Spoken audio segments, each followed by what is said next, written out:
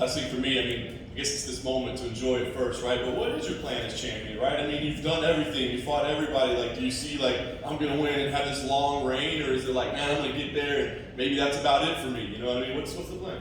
I'm not sure. I haven't really looked that far. You know, I have to perform Saturday night and get that belt. And then we'll take it from there. But sitting here thinking about it, you know, I'll probably defend the belt. I do believe one day I'm going to fight at 170 pounds in UFC. I'm not sure if I'm going to make a title run, a career run, and, you know, but I'm 32.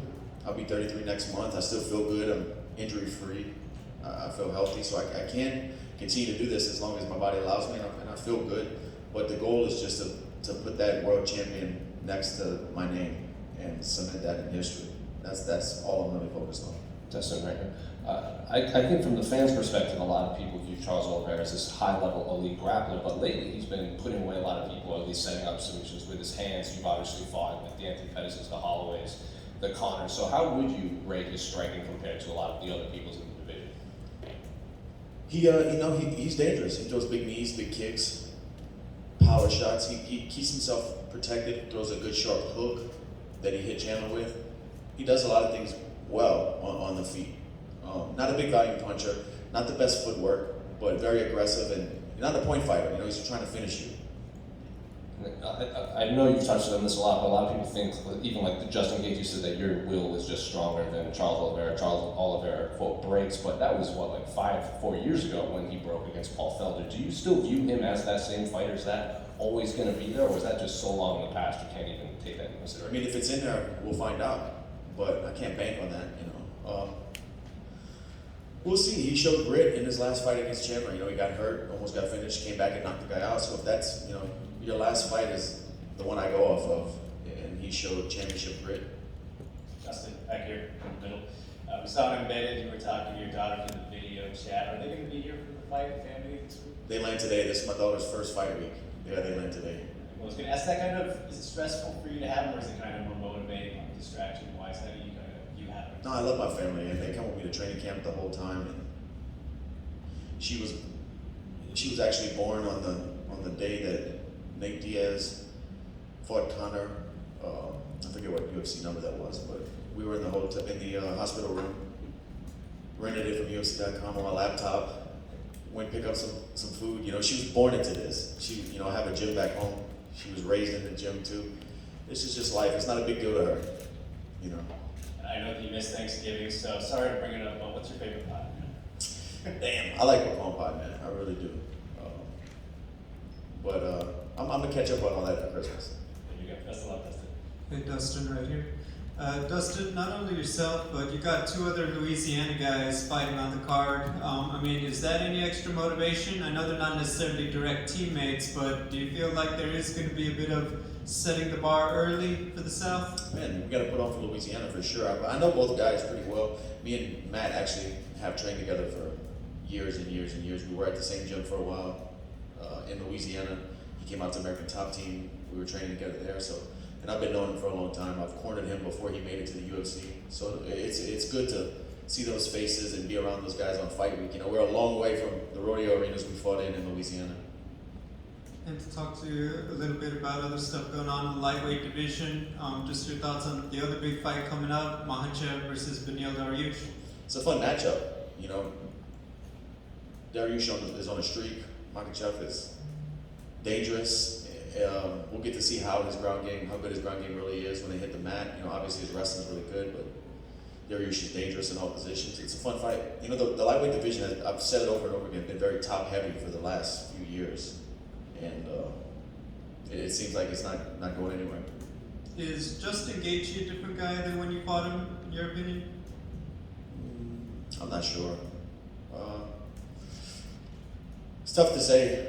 You know, a lot of people thought he made a huge jump when he fought Tony, and I do think he is improving. I just think Tony made him look really good as well. It was a good matchup.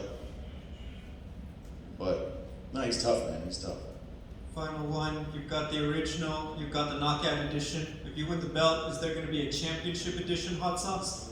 Man, we're launching this week a 3-pack with gold labels for championship week. It's not a different sauce, it's the same original sauce with gold labels. We're going to do a limited run of 2,100 because this is going to be my 21st win in the UFC. And $10 from every pack is going to the Good Fight Foundation. We're trying to raise money for Second Harvest Food Bank to provide 300,000 meals in Louisiana to underserved communities that need it. So yeah, we're trying to tie everything in together. Thank you. Good luck. Dustin, just one in the middle. Myself. Your last two fights had a lot of kind of emotional buildup with Conor. How's this one different in terms of like your headspace for this particular fight? It's smooth sailing. You know, not a lot of back and forth. He seems respectful, but at the end of the day, it's a fight. You know, this is warfare when we get in there. So the more mature me, I don't really pay a whole lot of mind. Even in the Conor fights and the build-up, I didn't really get too caught up in it. I don't really care about that stuff anymore. I know what matters. So even if this was a crazy back and forth verbal exchange, it wouldn't.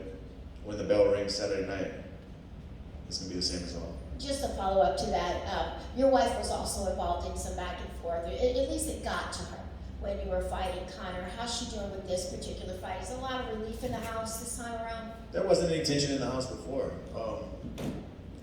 Just like I said, when my daughter was born into this, my wife drove me to my first fight. I didn't have a car. She drove me across state lines to Arkansas, and I fought in a rodeo arena back in 2007 maybe. So she knows this game as well as it, you know, probably better than some people in the car. Dustin, here in the back. As you mentioned, there's a lot going on in the lightweight division, and it seems like Justin Gaethje will be the next one to challenge after this.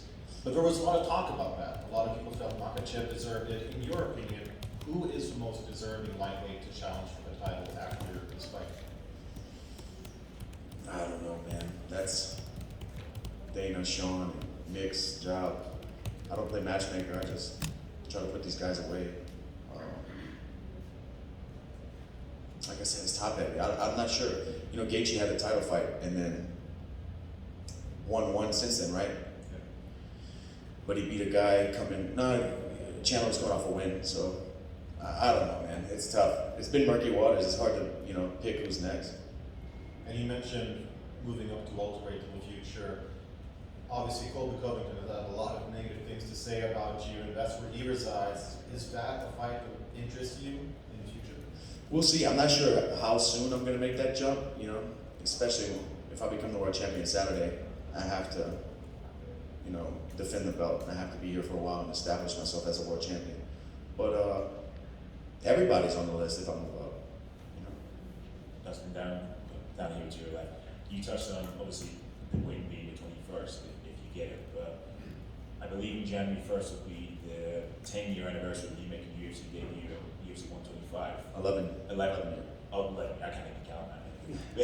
But anyway, how would you assess the journey? Because you've had ups and downs, and you picked yourself back up off the figurative canvas many times. So how would you assess the journey so far?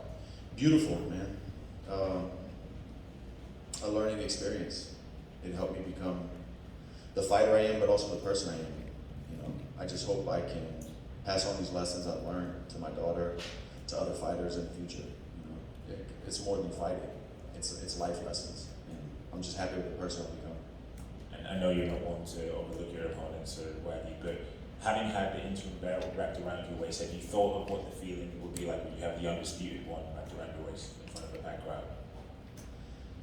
Man, when I do think about it, I just think about the next day. Not the moment, the next day when I can exhale. Because it's still going to be, you know, I'm going to win this fight, do media, go back to my hotel. It's still a rush of madness, you know. But when I get on that airplane with my wife and daughter the next day and I can exhale, nobody's asking questions, I can hold the belt, my family, that's what I think about, that feeling. And I can't wait to see what it feels like. Thank you. Two more stuff kind of in that same vein, you've talked a lot about that promise you made to Jolie about being undisputed champion. I know you didn't feel, in that sense, completely fulfilled with the interim title. Is that something you're thinking about much this week? Yeah, if I can become the world champion Saturday night, I've done it all in the sport. Everything I've set out to do, I've set my family up. We're in a good position financially. I have other businesses outside of outside of fighting going on. I have to check that box. That's forever. You know, I was saying 25 minutes to make life fair. This is 25 minutes for eternity. 25 till eternity. That's what this is. you don't take that away.